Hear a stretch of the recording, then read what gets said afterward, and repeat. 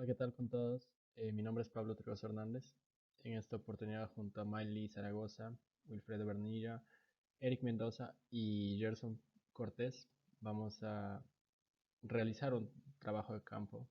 Vamos a desarrollar sobre la empresa Bacus. Vamos a empezar un poco definiendo qué es lo que esperamos sobre este trabajo, ¿no? Y este trabajo nos brinda detalle de la historia de la compañía de Unión de Cervecerías Peruanas Bacus y Johnston S.A.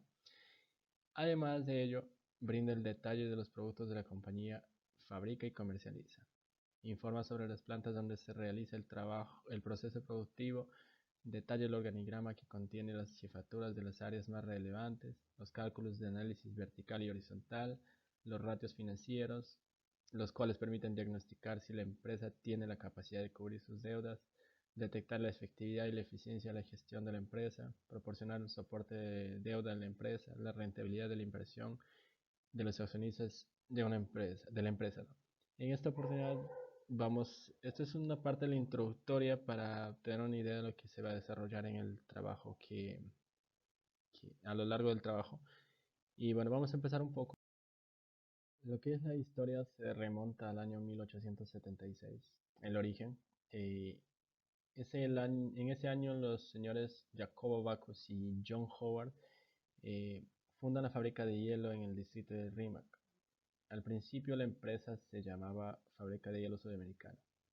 Ya por el año 1879-1880, la fábrica cambia de nombre a Cervecería y Fábrica de Hielo Bacchus y Johnston, la cual se incorpora en Londres en 1889 como Bacchus and Johnson Beverly Company.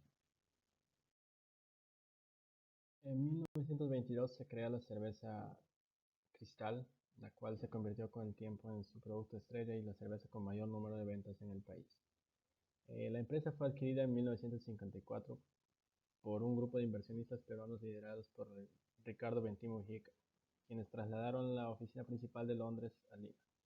En ese momento la compañía fue rebautizada como Cervecería Bacchus and Johnston S.A. En 1993 se inauguró la planta de ATE. Esta importante inversión permitió contar con la capacidad instalada necesaria para la expansión del mercado cervecero, convirtiéndose en una de las más modernas de América. En 1994 se adquiere la Compañía Nacional de Cerveza S.A. Se adquiere el 62% de las acciones y también en ese momento ingresa con la fábrica de gaseosas y aguas en el país, ¿no? En 1996 se crea Unión de Cervecerías Bacchus y Johnston, Sociedad Anónima Abierta. Los accionistas de Cervecería Bacchus y Johnston y Sociedad Cervecera de Trujillo S.A. deciden fusionar las empresas mediante la incorporación de todas ellas en Bacchus. En el año 2000 se adquiere la Compañía Cervecera del Sur Perú S.A., Cervesur. Para el año 2002 se adquiere Bavaria.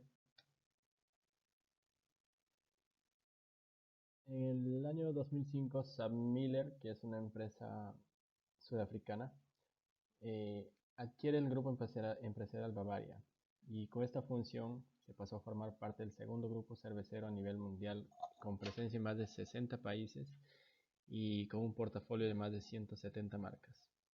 Ya para el año 2008, el récord de ventas y consolidación de portafolio de marcas, el grupo Bacchus anunció en octubre un nuevo récord en el volumen de ventas y alcanzando un total de 10.028 hectolitros.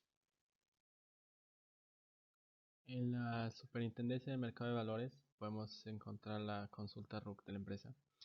Eh, Aquí podemos ver lo que es el número de RUC, el nombre de la razón social, que es Unión de Cervecerías Peruanas Bacchus and Johnston, Sociedad Anónima Abierta.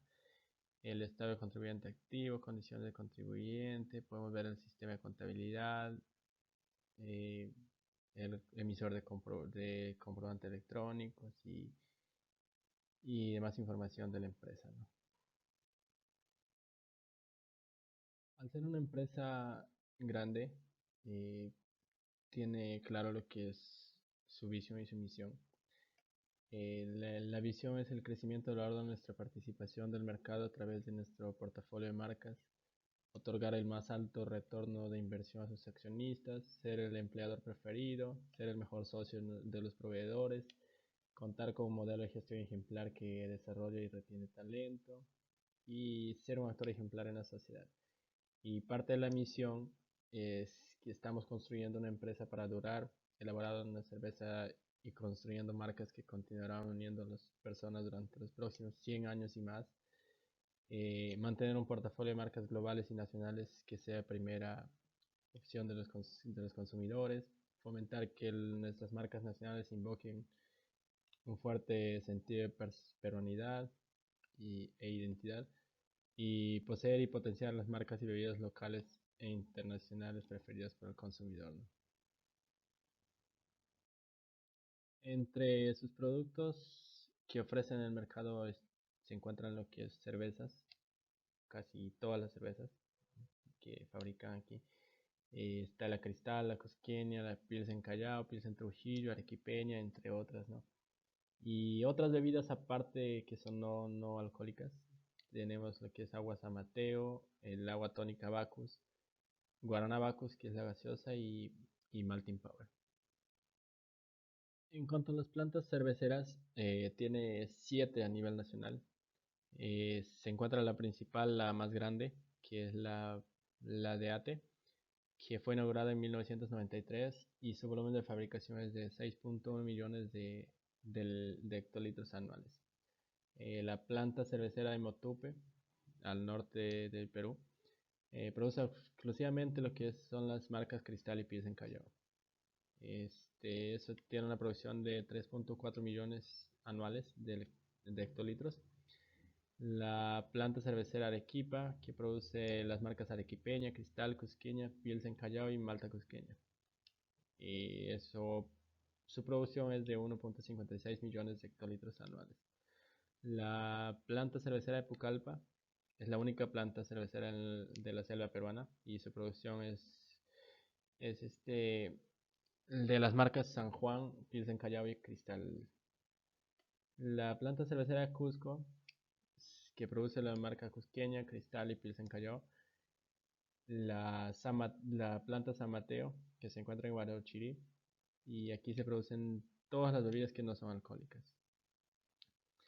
La planta Maltería Lima se encuentra en Chaclacayo, y esta es la que produce la malta y el maíz y procesa el maíz para la diversa producción, ¿no?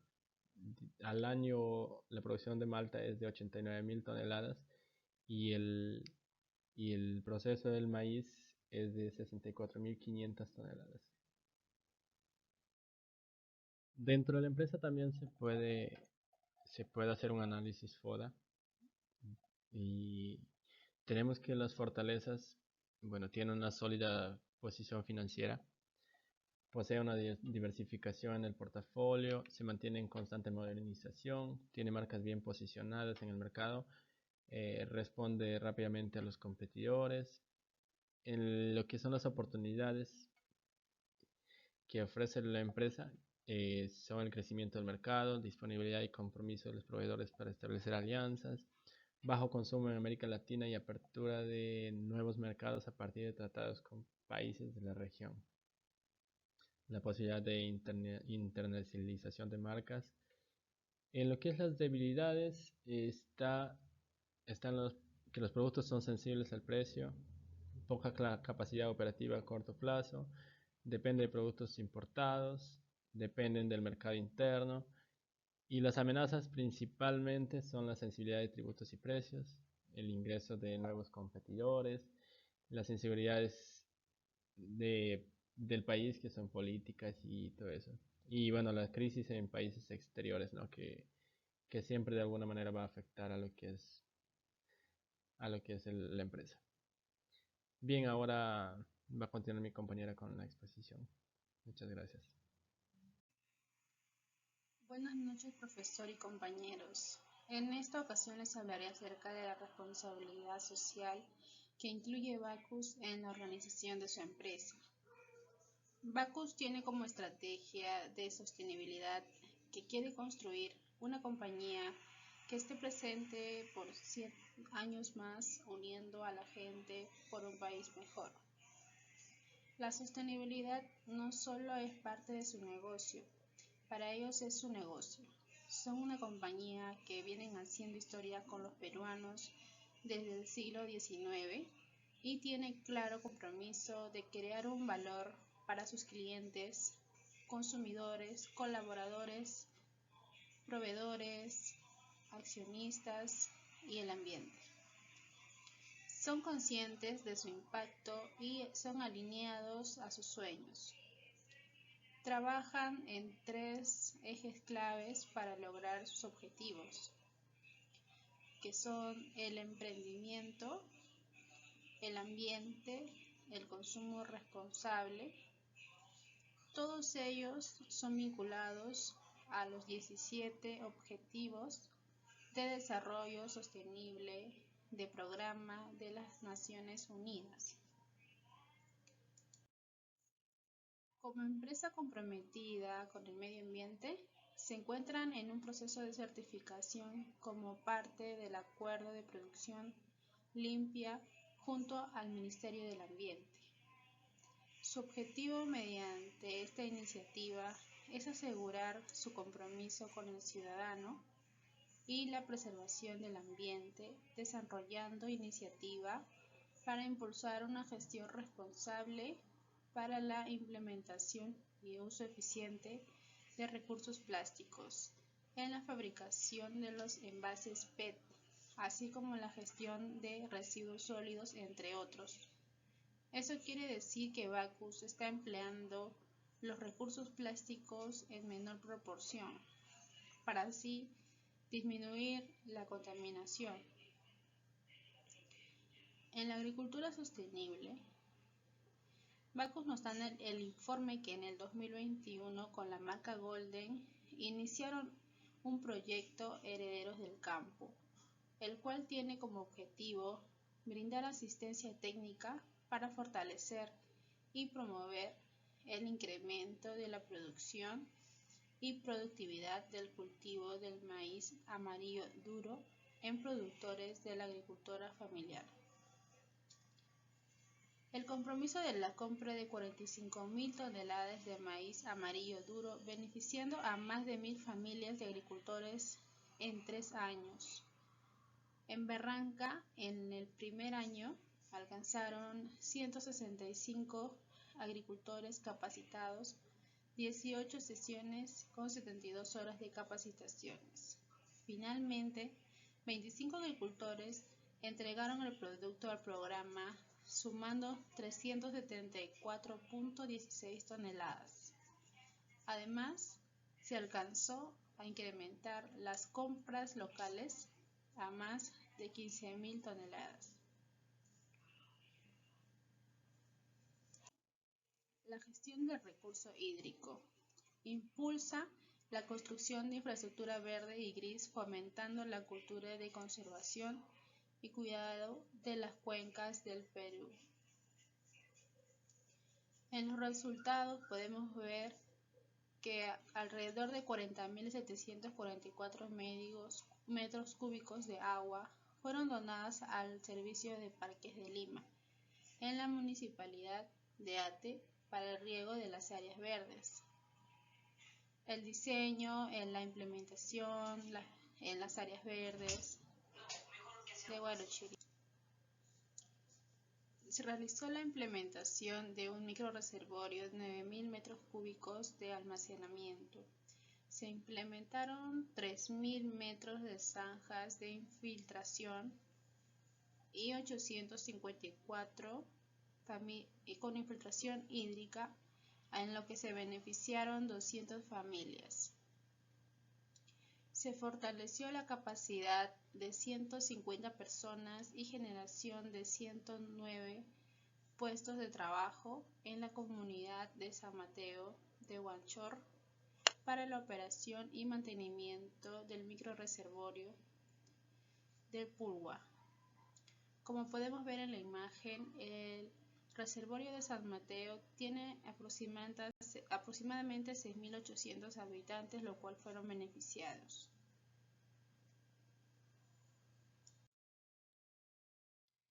Ahora veremos el concepto de análisis vertical.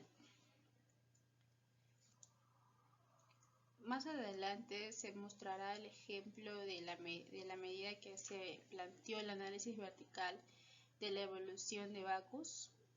Ahora hablaremos del concepto del análisis vertical, que también es llamado análisis estructural de los estados financieros o porcentual de base 100.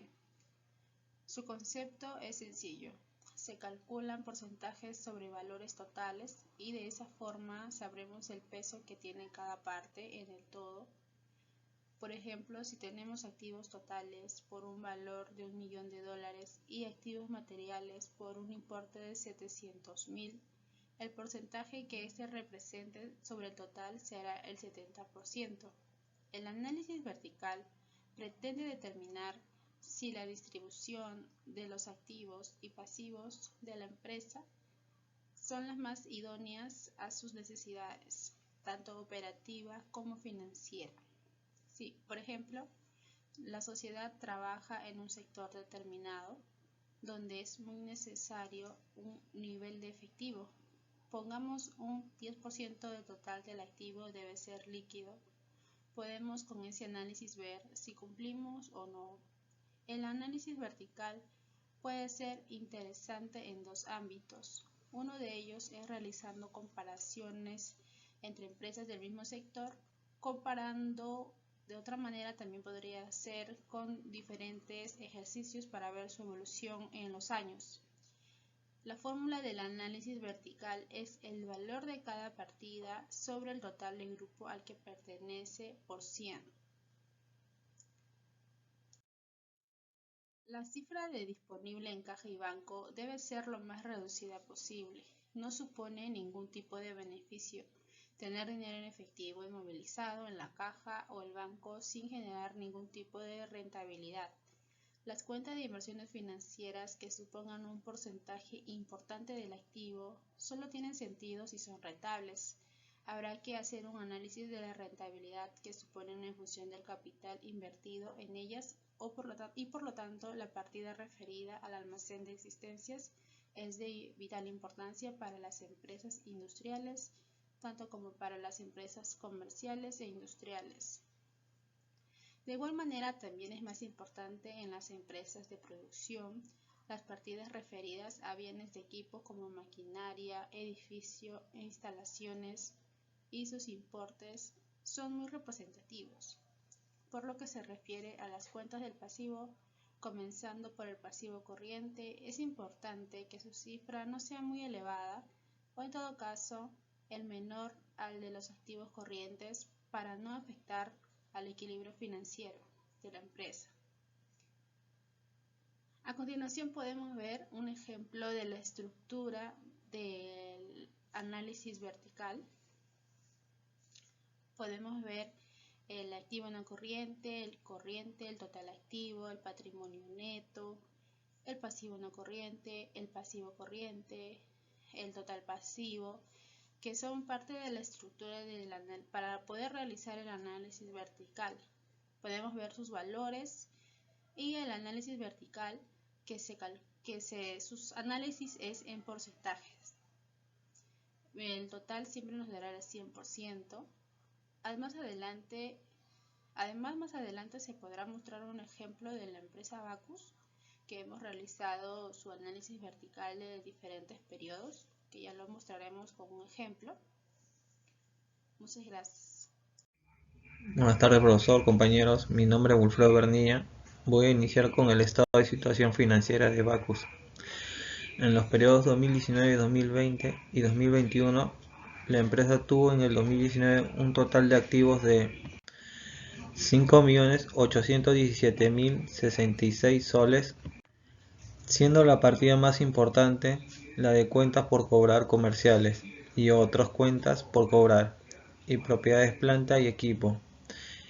En el 2020 se tuvo un total de activos por 6.162.846 soles, y en el 2021 8.588.732 soles, siendo las partidas más importantes y mayor del valor. En los pasivos se ve un mayor aumento en el 2021, siendo 5.252.420 soles, y su partida mayor valor de las cuentas por pagar, comerciales y otras cuentas por pagar. En el patrimonio, en el 2021 hubo un mayor aumento, siendo de 3.336.312 soles, siendo la partida de mayor valor la de patrimonio atribuible a los propietarios de la controladora.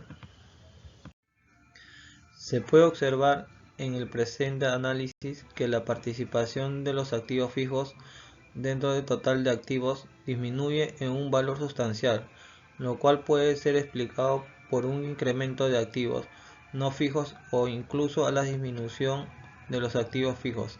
Asimismo, vemos que en el año 2021 el 12% está concentrado por cuentas por cobrar clientes, lo cual nos dice que hubo una disminución de cuentas por cobrar.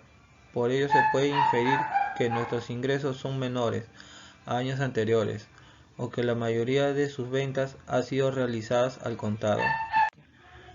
Analizando las cuentas, el efectivo y equivalente de efectivo representa un 7% de total del activo, y el activo corriente un 24.8% en el año 2021, lo cual es financieramente bajo para la empresa en dicho periodo con respecto al año 2020 y 2021, con un 55.6% y un 51% respectivamente. En todo el activo corriente, la cuenta que representa la mayor proporción en la cuenta de activos corrientes o grupos de activos para su disposición, clasificados como distribuir a sus propietarios con un 24%, y en el año 2021 siendo las cuentas con mayor porcentaje en el año 2020 con un 55.6% y un 51% en el año 2019, siguiéndome por cuenta por cobrar comerciales con un 12% a diferencia de años anteriores, que fue de 42% y 37% en el año 2020 y 2019, respectivamente. A corto plazo, donde sí faltaría liquidez, se ve la manera de cobrar lo más pronto este efectivo a favor de la empresa.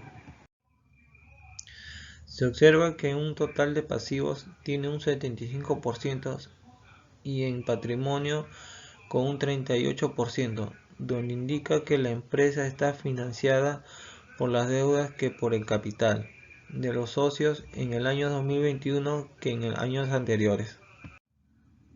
Interpretación, análisis horizontal.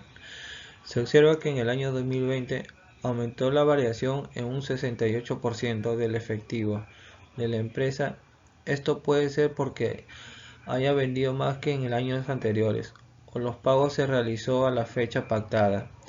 En relación con las cuentas por cobrar comerciales, vemos que se redujo un 16.73% en el año 2021. Se puede inferir que ello sucedió porque se vendió más al contado o los pagos fueron realizados a tiempo en el periodo. Se observa que en el año 2021 se incrementó nuestro efectivo en un 12.88%. Con respecto al año 2020, se podría tomar como referencia la crisis de la pandemia del año 2020, que hizo someternos en la cuarentena. En el año 2019 ya se notaba una caída de liquidez de menos 5.21% con respecto al año 2020. El activo corriente sufrió una caída de menos 37.97% en el año 2021 con respecto al año 2020, a diferencia con el año 2019. En 2020 ya se contaba con activos corrientes con un 15.48% de alza, puesto que se contaba con liquidez corriente, que se convertiría en efectivo, que seguramente arrastraba de cobros de meses anteriores. En los totales de activos concluimos que al pasar el tiempo se ha ido incrementando de un 5.94% en el año 2019 hasta un 39.36%, incrementándose un 33.42% en el año 2021. Ello gracias al aumento de activos intangibles distinto de la plusvalía. En total de los pasivos se incrementó en los periodos 2019 y 2021 desde un menos 11.22% hasta un 61.33% en el año 2021, debido a los pasivos por impuestos diferidos. En el patrimonio también se ve un incremento, pese a que el aporte realizado como acciones de inversión y el capital emitido fue constante durante 3 periodos. Esa sería mi aportación. Muchas gracias. Continuando con la exposición, profesor, vamos a hablar sobre las razones financieras. Estas razones que nos permiten a la empresa, ¿no?, de acorde al estado de resultados, poder determinar entre los distintos años qué tan la empresa se encuentra tanto como liquidez, tanto en endeudamiento, como también poder ver el tema del apalancamiento o qué tan rentable es la empresa para poder ver a la vista o poder entregar los estados hacia las demás empresas o poder solicitar créditos con los bancos, ¿no? Uno de ellos tenemos el primer ratio, que es muy importante, que es el ratio de liquidez corriente. Este ratio nos indica qué tanto posee la entidad en activos corrientes. Sabemos que entre la fórmula para poder adquirir este ratio es activo corriente sobre el pasivo corriente. El resultado que nos determina si es 1 o mayor a 1, podemos entender que este negocio tiene un buen margen de capital y que es capaz de pagar sus deudas sin comprometer a los inversionistas, ¿no?, a los inversores o los dueños de la empresa. Pero si es menor a 1, podemos determinar de que la empresa tiene problemas de liquidez y que es difícil poder realizar los pagos a corto plazo. El siguiente ratio que vamos a dar a continuación nos habla sobre la prueba ácida. Podemos decir que es un indicador que determina la capacidad de la empresa para generar flujos de efectivo en corto plazo. En la prueba ácida excluyamos el inventario, la cual es parte de los activos corrientes, y lo dividimos con el pasivo corriente, como podemos ver en la diapositiva, ¿no? La prueba ácida es activo corriente menos el inventario, el resultado entre el pasivo corriente. De igual manera tenemos un resultado. Si el resultado es igual a 1 o superior, eso significa que la empresa tiene el poder realizar sus pagos con el mismo o mayor importe que de la deuda. Pero si es menor a 1, no definamos como negativo, ¿sí? Porque por lo que podemos, sino que va a demorar el pago a corto plazo. La empresa va a demorar un poco más en poder pagar, pero igual le estamos viendo de que está viendo, digamos, un control no adecuado para que la empresa demore en poder realizar sus pagos. Igual manera tenemos otro ratio que es la prueba definitiva o defensiva, disculpe. Con este ratio nos muestra la relación entre las cuentas más líquidas del activo corriente, como lo son caja bancos, con el pasivo corriente. ¿Qué medimos con este ratio? Con este ratio podemos medir la capacidad de la empresa para operar con sus activos más líquidos sin la necesidad de recurrir a ventas en corto plazo, ¿no? A mayor ratio, el mayor es el beneficio que la empresa pues goza de una mayor capacidad de respuesta frente a los imprevistos de pago sin recurrir a las ventas. El siguiente que nosotros tenemos es el endeudamiento general. Este ratio calcula la proporción o el grado de participación del capital entre los proveedores, socios y acreedores en los activos de la empresa y la disposición de la compañía para pagar a sus pasivos mediante sus activos.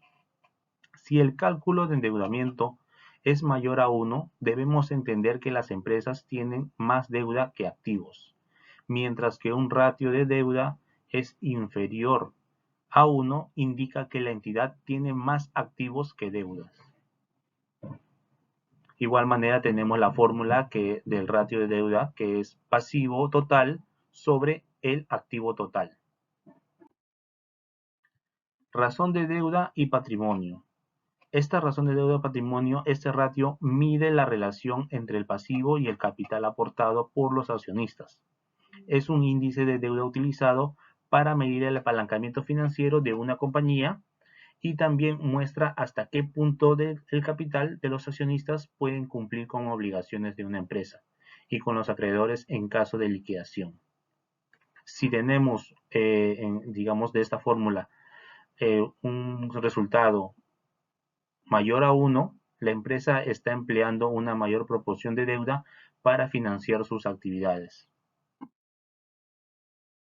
Uno de los ratios que se utiliza o que, digamos, en este caso lo ven las empresas bancarias o que generan créditos a los contribuyentes es el ROA. Es un ratio que nos indica la rentabilidad sobre los activos, también llamado ROI, que es rentabilidad sobre las inversiones. Este indicador es fundamental para poder calcular la rentabilidad total de los activos de la empresa, es decir, es un ratio de rendimiento, generalmente para poder valorar una empresa cómo es tan rentable. Como decía, el ROA debe superar el 5%. Otro punto muy importante para este ratio es el valor de los que le da a los bancos, ¿no? Los bancos son los que utilizan este ratio para poder ver qué tan rentable es la empresa y de esa manera poder facilitarnos un crédito o qué cantidad de crédito nos pueden otorgar.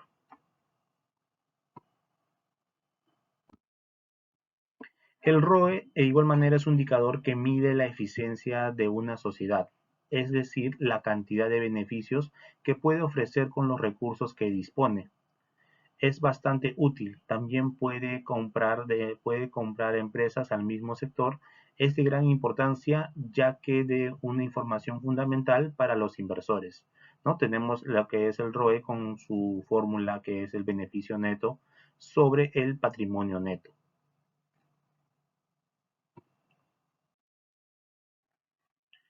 La comparación de estos dos indicadores nos determina la estructura financiera ideal para el crecimiento de la empresa, ¿no? Tenemos una comparación que puede ser entre el ROE y el ROA. En lo positivo, cuando el ROE es superior al ROA, es decir, que la parte del activo se ha financiado con deuda y de esta forma ha crecido la rentabilidad financiera. Es como un apalancamiento, ¿no? En lo nulo, o un aspecto nulo, es cuando los dos ratios coinciden, es el estado ideal, ya que no existe deuda en la empresa. Todos los activos se financian con fondos propios, que es lo ideal que deberían contar las empresas, ¿no? Tener lo que es. En un aspecto negativo, cuando el ROE es inferior al ROA, esto indica que el coste medio de la deuda es superior a la rentabilidad económica.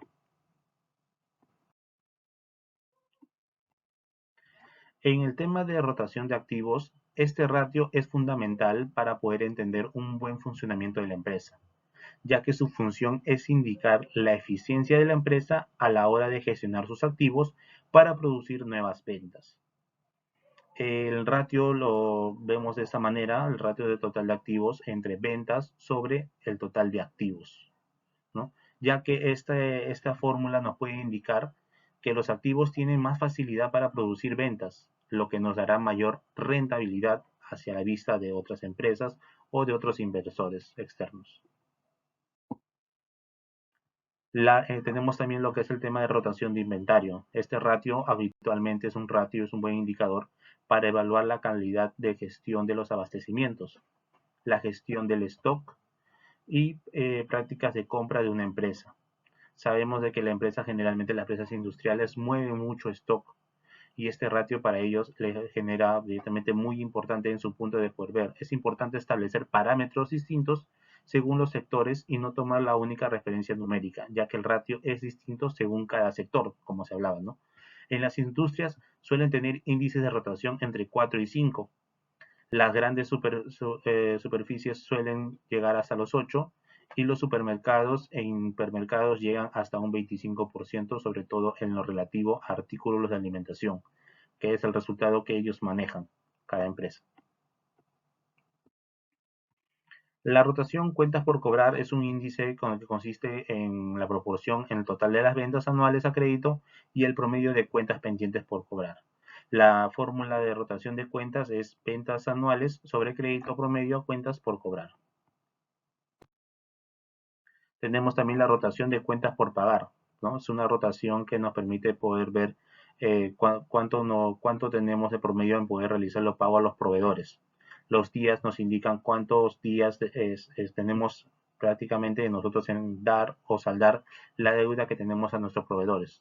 Es sencillo calcular, simplemente consideramos compras totales a proveedores sobre el promedio de cuentas por pagar y de esta manera manejamos, ¿no? El rango siempre debería ser un rango menor, porque a menos días la empresa se ve de una manera digamos, mejor hacia sus clientes, en este caso, o a los proveedores en poder realizar el pago.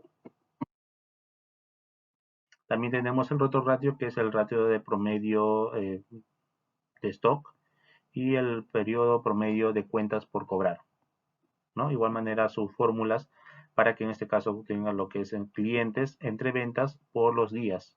Igual las cuentas por cobrar para que la empresa nos aporte la información importante, pero que debemos manejar desde el punto de vista al que analiza un ratio. Es decir, los días que por término medio tarda una empresa en cobrar a sus clientes.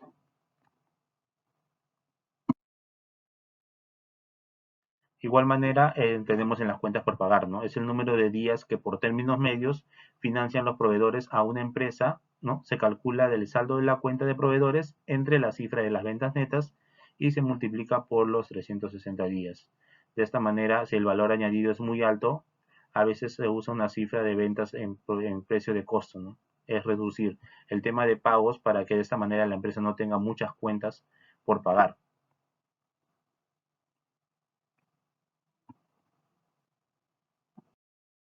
Bueno, continuamos con la razón corriente.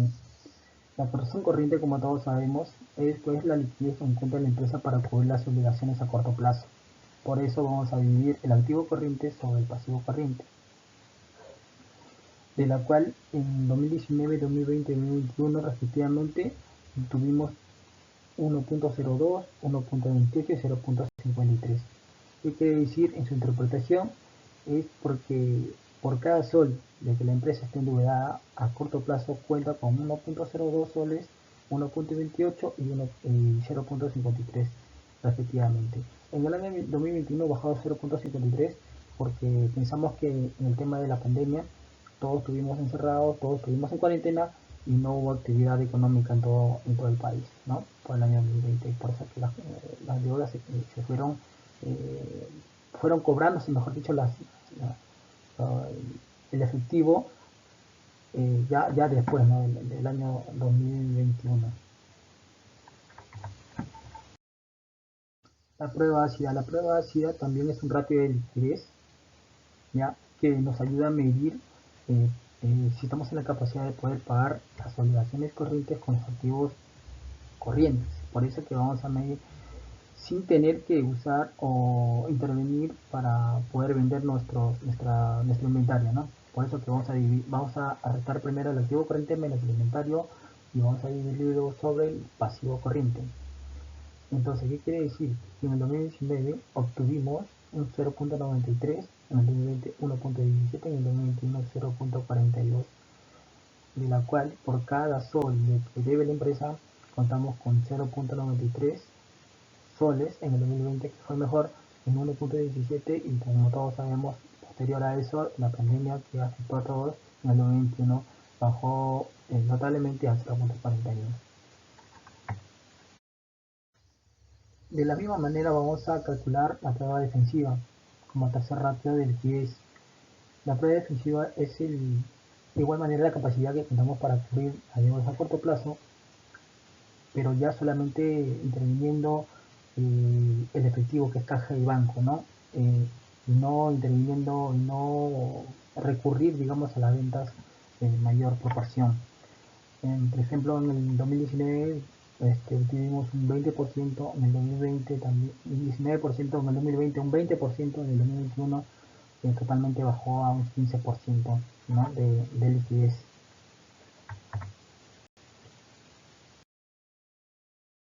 Último ratio de liquidez, tenemos el capital de trabajo, ¿no? El capital de trabajo es un indicador financiero que nos permite saber cuál es la relación del activo corriente sobre el pasivo corriente, ¿no? Y nos permite saber también si podemos cubrir las deudas a corto plazo, ¿no? Que solamente la fórmula es que vamos a restar el activo corriente menos el pasivo corriente. Y como vemos en el 2019, obtuvimos un resultado positivo, como igual mayores en el 2020, ¿no? Que venía de años anteriores, donde sí hay un resultado negativo, es en el 2021, ¿no? Donde indica de que no puede cubrir las deudas a corto plazo, ¿no? Ya en ese caso seguramente se va a financiar sobre un endeudamiento, como lo vimos, como lo vamos a ver en unos ratios posteriores, ¿no? Vamos a pasar a las razones financieras del índice de gestión o actividad, en la cual son la rotación del activo, rotación de inventario, rotación de cuentas por cobrar, rotación de cuentas por pagar, periodo promedio cuentas por cobrar y periodo promedio cuentas por pagar.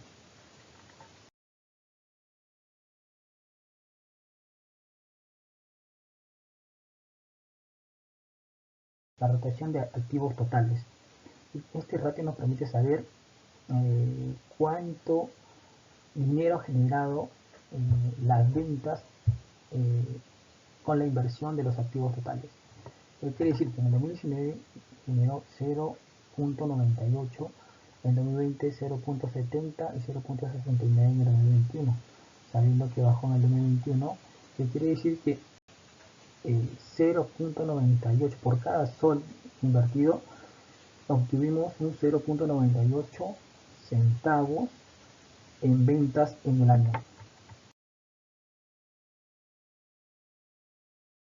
La rotación de inventario. La rotación de inventario es el ratio que nos permite saber cuántas veces en un periodo, mayormente anual, rota nuestro inventario. Y en este caso tenemos en el 2019 5.82, en el 2020 4.88 y en el 2021 4.52. ¿Qué quiere decir? Que en el 2019 rotó 5.82 veces en el año, y en el 2020 y en el 2021 hubo un ligero, ¿no? Un ligero levantamiento por el tema de pandemia, pero esas son las veces que se convirtió en efectivo el inventario, ¿no?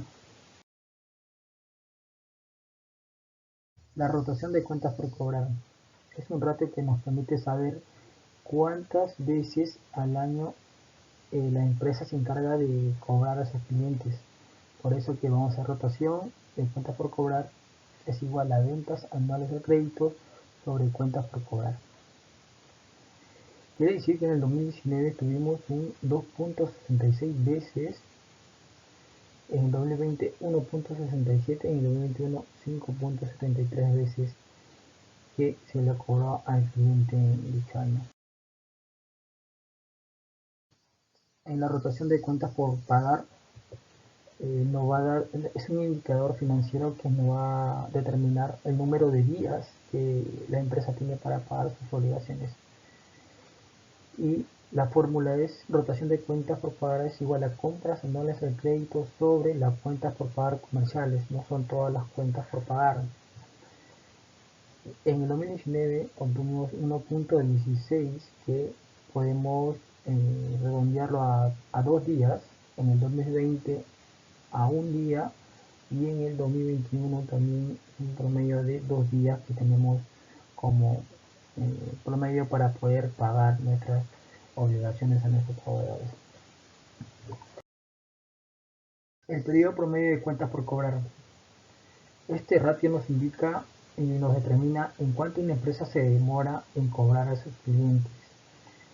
Y esto se calcula de la siguiente manera: periodo promedio de cobranza es igual a cuentas por cobrar multiplicada por los días del año sobre las ventas anuales del crédito. Cabe decir que no siempre se va a vender en efectivo y tenemos que dar, la empresa siempre da alguna facilidad a crédito, ¿no? Por eso que este reto nos ayuda a ver cuántos días se demora en un periodo, ¿no? Y en este caso es al año. En el 2019 la empresa se demoró 135.56 días, ¿no? Que lo podemos redondear de 136 días.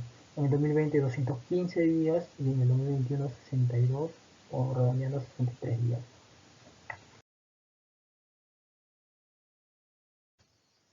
El periodo promedio de cuentas por pagar. Este indicador nos determina cuánto tiempo promedio tenemos en días podemos pagar a nuestros proveedores. Pero el problema o el detalle es que si los proveedores nos dan menos o más días, dependiendo del resultado y también el giro del negocio, para ver si nosotros estamos en la capacidad de poder pagar los proveedores. Y la fórmula es cuenta por pagar promedio multiplicado por los días del año entre compras a proveedores. Y en el año 2019 obtuvimos 309 días, en el 2020 373 días y en el 2021 240 días para poder pagar a nuestros proveedores. Y ahora tenemos los ratios de endeudamiento como el endeudamiento general y la razón de deuda patrimonio. El endeudamiento general endeudamiento es igual a pasivo total sobre el activo total. Lo que indica este ratio es la proporción del activo sobre el pasivo que cuentan, es lo que cuenta la empresa como si se ha financiado. Los activos que cuenta la empresa si se ha financiado con deuda o se ha pagado con la deuda. En este caso tenemos el 63% en el 2019, el 53% en el 2020 y el 61% en el 2021. En la estructura de capital, que es la razón de deuda del patrimonio, nos indica que por cada sol que tiene la empresa tiene un sol 71 céntimos como deuda. Y por último tenemos las razones financieras sin razones de rentabilidad, ROE y ROA. El rendimiento sobre el patrimonio, ROE, que es igual a la utilidad neta sobre el patrimonio. Lo que indica este ratio es el rendimiento que tenemos sobre la inversión de los accionistas, digamos así. En el 2019 obtuvieron un porcentaje de 93%, 93,57%. En el 2020 un 41,65% y en el 2021 un 51,22%. Y por último, el rendimiento sobre la inversión. La utilidad es igual a la utilidad neta sobre el activo total, que quiere decir que por cada sol invertido sobre el activo total obtuvieron un 34,58%, en el 2020 19,61% y en el 2021 un 19,90%. Gracias.